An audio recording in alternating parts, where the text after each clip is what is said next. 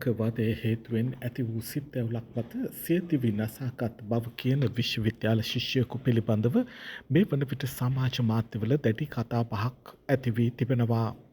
එලෙස මිය ගොස් ඇත්තේ ගම්පොල අටබාගේ ඉහළගම ප්‍රදේශයේ පදිංචිව සිටි 22 හැවිරිදි චරිත් දිල්ෂාන් ජයරත්න නැමැති සබරගමුව විශ්වවිද්‍යාලයේ තාක්ෂණ පීඨයේ දෙවන වසරේ ඉගෙනු ලැබූ ශිෂ්‍යයෙක්. සමාජ මාධ්‍යවල හුවමාරු වන සටහන්වල සඳහන් වන්නේ ඔහු විශ්වවිද්‍යාලයේ නේවාසිකාගාරයේ වැසිකිළියට කොට කලිසමක් ඇඳගෙන යාම නිසා ඔහු පිරිසක් ඉදිරියේ නිරුවත් කර නවක වදයට භාජනය කර ඇති බවයි. අනතුරුව ඇති වූ ලජ්ජාව මත ඔහු සිය දිවි නසාගෙන ඇති බව එම සටහන්වල දැක්වෙනවා. ඒවායින් බොහෝමයක් නවක වදයට විරෝධය පළ කරන සටහන්. තවමත් නවකවද සිදුවීම් විශ්වවිද්‍යාලය තුළ සිදුවන පසුබිමක මෙම සිදුවීම අවසාන නවකවද සිදුවීම විය යුතු බව තවත් පිරිසක් සමාජ මාධ්‍යවල සඳහන් කර තිබුණා. කෙසේ වෙතත් සමාජ ක්‍රියාකාරී අනුරුද්ධ බණ්ඩාර සිය ෆේස්බුක් ගිණුමේ සඳහන් කර ඇත්තේ චරිත් දිල්ෂාන් සියදිවි නසා ගැනීමට හේතුව නවකවද සිදුවීමක් බවට දැඩි කතාබහක් පවතින බවත් මේ පිළිබඳව නිසි පරීක්ෂණයක් කිරීමේ ආණ්ඩුවේ වගකීමක් බවත්ය. ජනාධිපතිවරයාගේ සිට බහුතරයක් මන්ත්‍රීවරුන් විශ්වවිද්‍යාල පද්ධතිය තුළින් බිහි වූවන් වන මොහොතක රටේ අග්‍රාමාත්‍යවරිය විශ්වවිද්‍යාල ආචාර්යවරියක වන මොහොතක නජිත් ඉන්දික වැනි හිටපු ශිෂ්‍ය ක්‍රියාකාරීන් පාර්ලිමේන්තුව නියෝජනය කරන පසුබිමක මෙවැනි සිදුවීම් නැවත නැවත ඇසීමට සිදුවීමද කනගාටුවට කරුණකී යනුවෙන් ඔහු එහි සඳහන් කර තිබුණා. ඔහු සිය සටහන මගින් පෙන්වා දෙන්නේ නවකවදය යන මාතෘකාව කලින් කල මරණයන් හමුවේ මාතෘකාවක් බවට පත්වුවද කිසිම රජයක් ඒ පිටු දැකීම වෙනුවෙන් ජාතික මට්ටමේ මැදිහත්වීමක් කර නොමැති බවයි. තවත් ෆේස්බුක් සටහනක මෙම සිදුවීම පිළිබඳව සඳහන් කරමින් චාමර ගුරුගේ සටහන් කර තිබුණේ මීට විරෝධය පළ කිරීමට හෙට දිනේ කොට කලිසම් ඇඳ විශ්වවිද්‍යාලවලට යමුද යනුවෙනුයි. තවත් සටහනක විශ්වවිද්‍යාල ශිෂ්‍ය සංගම් සැඟවී සිටින්නේ ඇයිදැයි ප්‍රශ්න කර තිබුණු අතර මෙම සිදුවීම සම්බන්ධයෙන් හඬ නගන ලෙස සඳහන් කර තිබුණා. එහි වැඩිදුරටත් සඳහන් කර තිබුණේ මෙම සිදුවීම යට ගැසීමට උත්සාහ කිරීම හපංකමක් නොවන බවයි. මෙම ප්‍රකාශවලට අමතරව මියගිය විශ්වවිද්‍යාල ශිෂ්‍යයා නවකවදයට ලක් කළ බව කියන තවත් සිසුන් කීප දෙනෙකුගේ ඡායාරූප ඔවුන්ගේ පෞද්ගලික විස්තර සහිතව සමාජ මාධ්‍යවල සංසරණය වන අයුරු නිරීක්ෂණය වුණා. මියගිය චරිත් දිල්ෂාන්ගේ මව පවසන පරිදි ඔන්ලයින් දේශන පැවැත්වියද ඔහු අප්‍රේල් මාස 26 වනදා මහපොළ ශිෂ්‍යාධාර සම්බන්ධ ගැටලුවක් නිරාකරණය කර ගැනීම සඳහා විශ්වවිද්‍යාලයට ගොස් තිබෙනවා. එහිදී ඔහු මෙලෙස නවකවදයට ලක් වී ඇති බවයි මව පැවසුවේ. එයාට වද දීලා 60 කට්ටෙනුත් ඇනලා එයාව තල්ලු කරලා ගෙදර ආවා පස්සේ අම්මට මූණ දුන්නේ නැහැ. එයාගේ ඇඳුමනුත් ගැලෙව්වලු. අපිට පස්සේ දැනගන්න ලැබුණේ එයා කාවවත් පාවා දීලා නැහැ. බොරුවට එයාගේ හිතට මානසික ආතතියක් ආවා කියලා ලියලා තියෙන්නේ. යයි ඇව පැවසුවේ හැඬු කඳුළුනේ.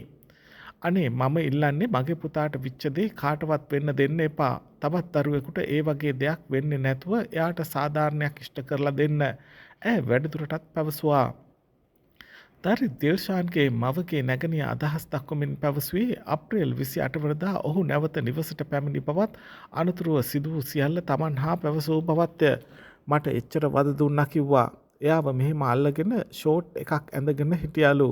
එතනින් ගියාට පස්සේ අර කාමරයකට එක්කන් ගිහිල්ලා එයාගේ ඔළුව බිත්තේ වැද්දුවලු. ආයේ මේ පැත්තට ඔළුව ගෙනාවලු. අර ළමයි බලන් ඉද්දි එයාගේ ඇස්වලට කඳුළු ආවලු. එයාට ඒක දරා ගන්න බැරුව ඉඳලා තියෙනවා. අනේ මගේ දරුවා ඒ පීඩනය මගෙත් එක්ක කිව්වා. ඇය මාධ්‍යයට වාර්තා කර තිබුණා. චරිත් දිල්ෂාන් විශ්වවිද්‍යාලයේ අධ්‍යාපනය ලැබූ වසර 2ක කාලය පුරාම ඔහු නවකවදයට භාජනය වී ඇති බව ඔහුගේ පියා පවසනවා. මගේ පුතත් ලක්ෂපාන විදුලි බලාගාරයේ ටෙක්නිකල් ඉංජිනේර් කෙනෙක් වෙලා ඔය මලමිනියට අඳලා තියෙන ඇඳුම ඇඳගෙන ගෙදර එයි කියන ලොකු බලාපොරොත්තුව මායි මගේ නෝනයි බලාගෙන හිටියා යනුවෙන් ඔහු වැඩිදුරටත් පැවසුවා. ඔහු අධ්‍යාපනය ලද 2021-22 කණ්ඩායමේ සිසුන් පවසා සිටියේ ඔහු විශ්වවිද්‍යාලයේ දෙවන වසරේ අධ්‍යාපනය ලැබුවද විශ්වවිද්‍යාල උපසංස්කෘතිය අනුව ඔහු සෝෂල් වී සිටි නොමැති අයෙකු බවයි. මියගිය චරිත් දිල්ෂාන් එලෙස නේවාසිකාගාරය තුළ කොට කලිසමක් ඇඳ සිටීම ඔහු නවකවදයට භාජනය වීමට හේතු වී ඇතැයි ඔවුන් පවසා තිබෙනවා. කෙසේ වෙතත් යට ඇඳුමක් අඳවා ඔහු නවක වදයට ලක් කර තිබෙන බවයි සඳහන් වෙන්නේ. කෙසේ වෙතත් එහිදී ලිංගික හිරහැරයක් නොවුණු බවද ඔවුහු සඳහන් කර තිබෙනවා. චරිත් දිල්ෂාන් විසින් තම මරණයට පෙර ලියන ලද ලිපිය අනුව ඔහු අවුරුදු ගණනක් විෂාදයෙන් පීඩා විඳි බව සඳහන් වෙනවා. කෙසේ වෙතත් තම අනන්‍යතාවය හෙළිකිරීමට අකමැති වූ චරිත්ගේ විශ්වවිද්‍යාල ශිෂ්‍ය කණ්ඩායමේ උපාධි අපේක්ෂකයෙකු වාර්තා කළ පරිදි අපි ශ්‍රී ලංකා සබරගම විශ්වවිද්‍යාලයේ තාක්ෂණ පීඨයේ දෙවනි වසරේ ඉගෙනුම ලබන ශිෂ්‍යයන් අපි මේ කැම්පස් එකට ආව මුල් දවස්වල ඉඳලම අපි නොයෙකුත් අන්දමේ වද හිංසා නවක වදවලට ලක් වුණා. චරිත් අපේ බැච් එකේ අපිත් එක්ක ඉගෙනුම ලබන ශිෂ්‍යයෙක්. චරිත මේ වගේ දෙයක් වෙන්න ලොකුම බලපෑම උනේ පසුගිය 26 වෙනිදා චරිතත් අපේ කණ්ඩායමටත් ලබා දුන්නු දරුණු ගණයේ නවක වදයේ හින්දා. අපි ආපු දවසේ ඉඳලම උඩ බැච් වල යම් කිසි කණ්ඩායමක් අපේ නොයෙකුත් ආකාරයේ නවක වදවලට ලක් කරා. ඒ වගේම මේක දිගින් දිගටම සිද්ධ වෙන්න ගත්තා. අපි දෙවන වසරේ වෙලත් අපිට තාමත් මේ නවක වදය ලබා දෙනවා. චරිත්ගේ මේ මරණයට ආසන්නම හේතුව වූයේ 26 වෙනිදා රාත්‍රියේ අපිට චරිත සිද්ධ වුණු දරුණු ගණයේ නවක වදය. අපිට අයියා කෙනෙක් ඇවිල්ලා පල්ලෙහාට එන්න කියලා කතා කරලා කාමරවලට දාලා දරුණු විදිහට වද දුන්නා. අපි එද්දිත් පැයක් විතර චරිත ෂර්ට් ගලවලා කලිසම ගලවලා ඩෙස්ක් එකක් උඩ නගලා වහලා අල්ලන් ඉන්න කියලා තිබුණා. අපි යද්දි චරිත ගොඩක් වද දීලා තිබ්බා. ඊට පස්සේ අපි කට්ටියම කිව්වා එළියෙන් දන ගහගෙන ඉන්න කියලා. ඊට පස්සේ චරිත්ගේ කලිසම ගලවලා යට කලිසමක් අඳවන්න කිව්වා. ඊට පස්සේ යට කලිසම වලින් මුළු ෆ්ලෝ එක දිගේම හාවෝ පැන්නුවා. තට්ටු තුනේ පඩිපෙළ නැග්ගුවා. සැරින් සැරේට කබඩ් එකට උස්සලා ගහනවා. සැරින් සැරේට විසික් කරනවා. ඒ විදිහට දරුණු විදිහට වද දුන්නා අපිට. ඊට පස්සේ කිව්වා හීටරේ ගහන් ඉන්න කියලා. හීටරේ කියන්නේ අමානුෂිකම වදසින්තාවක්. ඒ නවක වදේ දීලා චරිත දරුණු විදිහට පහර දුන්නා.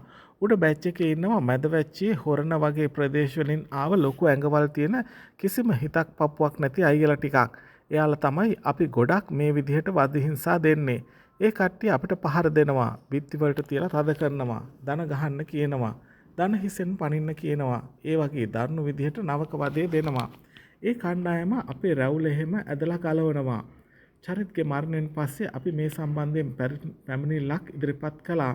අපිට කියන්න තියෙන්නේ විශ්වවිද්‍යාල පද්ධතියේ දිගින් දිගටම සිද්ධ වෙන මේ නවක වදය දැන්වත් නතර වෙන්න ඕනේ.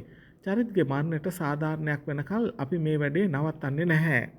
කෙසේ වෙතත් විශ්වවිද්‍යාල සහ උසස් අධ්‍යාපන අමාත්‍යාංශයේ ප්‍රතිචාරය වන්නේ සබරගම විශ්වවිද්‍යාලයේ පරිපාලන නිලධාරියෙකු සඳහන් කළ පරිදි චරිත් දිල්ෂාන් ඇතුළු ශිෂ්‍ය කණ්ඩායම සඳහා දේශන පැවැත්වුවේ ඔන්ලයින් හරහා බවයි. එමෙන්ම ඔහු නේවාසිකාගාර සඳහා ලියාපදිංචි වූ ශිෂ්‍යයෙකු නොවන බවද අදාළ නිලධාරියා සඳහන් කරනු ලැබුවා. මෙයා දෙවැනි අවුරුද්ද ඉවර වෙලා මැයි 12 තමයි ගන්න හිටියේ. තුන්වෙනි අවුරුද්දට අපි දන්නේ නැහැ ඇතුළේ යන කතන්දරේ මොකක්ද කියලා. ඔහු වැඩිදුරටත් පැවසුවා. චරිත් දිල්ෂාන් පසුගියදා තාක්ෂණික පීඨයේ පැවති අවුරුදු උත්සවයට සහභාගී වූ බව ඔහු තහවුරු කරනු ලැබුවා. කෙසේ වෙතත් නවක වදය විශ්වවිද්‍යාල පද්ධතිය තුළින් ඉවත් විය යුතු බව අපගේ හැඟීමයි. යාළුවනේ ඔයාලා තවම අපේ channel එක subscribe කරලා නැද්ද? එහෙනම් subscribe button එක ඔබලා subscribe කරන්න. සීනුව සලකුණ ඔබලා දිනපතා අපගේ නව වීඩියෝ බලන්නත් ඔබට අවස්ථාව තියෙනවා.